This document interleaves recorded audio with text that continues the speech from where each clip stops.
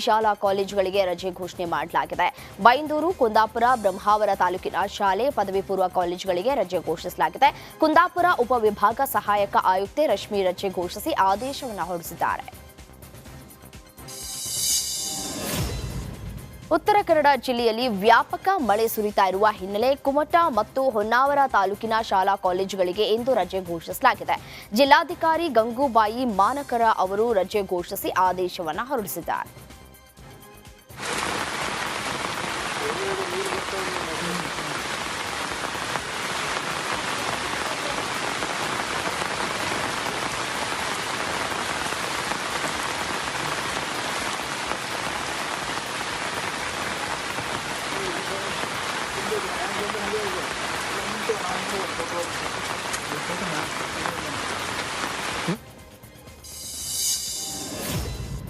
ಬೆಳಗಾವಿಯ ಪಶ್ಚಿಮ ಘಟ್ಟ ಪ್ರದೇಶದಲ್ಲಿ ಭಾರೀ ಮಳೆ ಪರಿಣಾಮ ಮಾರ್ಕಂಡೇಯ ನದಿ ತುಂಬಿ ಹರಿತಾ ಇದೆ.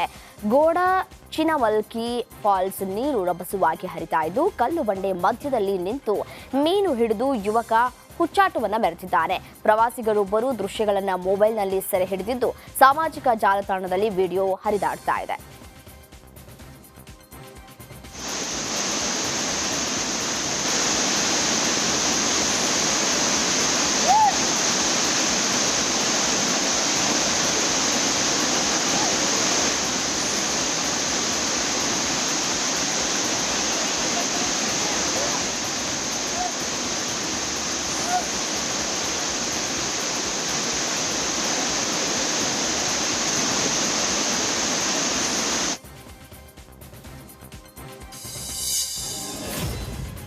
ಶಿವಮೊಗ್ಗದ ತುಂಗಾ ಜಲಾಶಯದಿಂದ ತುಂಗಾ ನದಿಗೆ 40,000 ಕ್ಯೂಸೆಕ್ ನೀರು ಬಿಡುಗಡೆ ಮಾಡಲಾಗಿದೆ.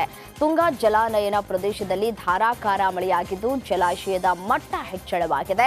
ಜಲಾಶಯದ 21 ಗೇಟ್ ಮೂಲಕ ನದಿಗೆ ನೀರು ಬಿಡಲಾಗಿದ್ದು ಹಾಲಿನ ನೊರೆಯಂತೆ ನೀರು ಧುಮ್ಮಿಕ್ತಾ ಇದೆ.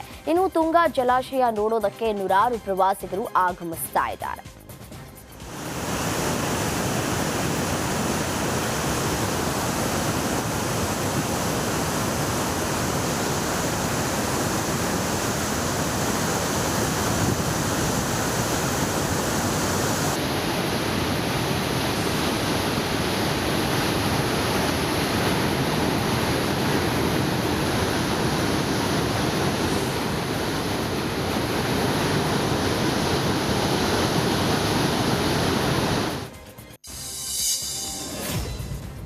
ಬೈಂದೂರು ತಾಲೂಕಿನ ನಾವುಂದ ಬಡಾಕೆರೆ ಪರಿಸರದಲ್ಲಿ ಸೌಪರ್ಣಿಕಾ ನದಿ ತುಂಬಿ ಹರಿತಾ ಇದೆ.